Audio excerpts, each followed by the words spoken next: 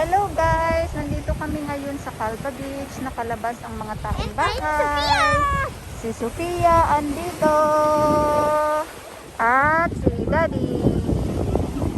Ang ganda ng panahon kasi hindi masyadong mainit. At ang ganda ng view namin. Ang linis ng dagat dito.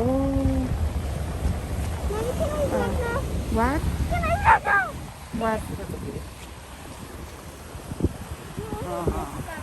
Dito kami nagpapahangin. Makakita ng magandang view. Let's go. Maglalakad-lakad lang kami dito kasi medyo na gusto lang namin makakita ng malawak na view. Kasi sa bahay para kami pinrito doon.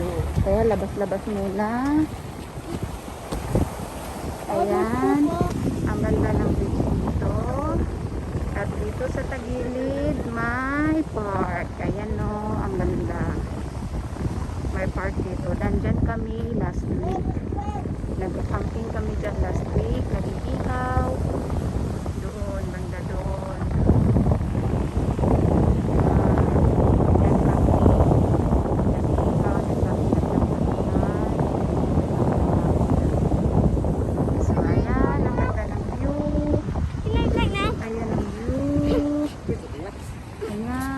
Dagat, ang ganda, napaka-relaxing, hindi mainit, hindi masyadong mainit, hindi malamig, kaya sakto lang ang weather. Medyo mahangin siya pero malamig yung hangin, kaya napakasarap maglakad-lakad dito. Ayan. Ayan. Ayan ang bibing makulit, gusto daw niya makilag, gusto niya pawin. Lakad muna. Ang ganda dito. Yung park dito may laruan ng bata. Takot. Kasi every dito, Thursday ng gabi, ng hapon, at saka Friday, buong araw ng Friday, napakadaming tao dyan sa park. Mga bata, family, nagka-camping dyan. Nag-iihaw din sila, as in punuan yan dyan. Puno yan dyan. Hindi naman masyadong pinipigil. Yung space ng mga camper na yan, ganyan din yun. Yung space ng mga tao. Pero, pamilya sila. Isang buong pamilya sa isang camper na yan ang masisilo. Yung dalawa po ay naglalaro. Sila. Ayan, ito yung park dito. Ayan, napakaganda. Ayan siya, tabi lang siya ng kalsada. Doon sa gilid yan, sa left side, may car park dyan. So dyan nakapark yung mga sasakyan. Hindi pwedeng pumasok dito sa loob kasi ito, lakaran lang ito at pwede mag-jogging. So yung mga car park nandun sa kalsada doon. So ito, dito pwedeng mag-picnic, family dito palagi, halos mga local nandito kita. Tapos dito nagja-jogging yung iba, pero dun sa gilid na yan may jogging na bago gawa na actually hindi pa yan tapos kasi ginagawa pa rin yung kalsada, yung side niya. Diyan kami last week.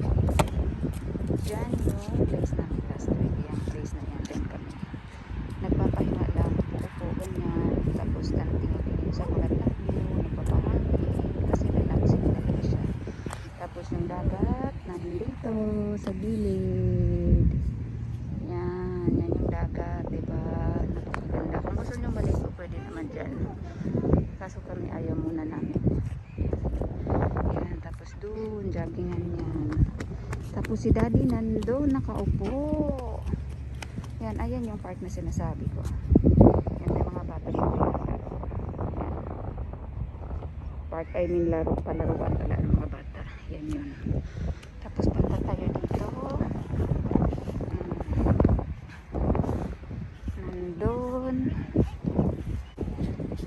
Ayan, nandito na kami. Tapos yung mga bata pwede maglaro doon. Pero ayaw ko muna palaruin. Kami-kami lang dito. Malayo kami sa mga tao. Ayan. Napaka-relaxing ng view na to. Tsaka ang ganda ng weather ngayon. Hindi siya mainit. Hindi siya malamig. Ayan. Oh, ang ganda, di ba? Kung gusto nyo mag-relax, pwede kayo dito. Pwede kayo magdila lang ng banig. Pwede kayong mahiga, pwede kayong mag-picnic. Wala masyadong tao dito ngayon kasi hindi weekend. Pero pag weekend sobrang dami. Mga lokal na dito, pamilya sila. Kaya hanggang wala pa sila, dito tayo. Sige, bye-bye.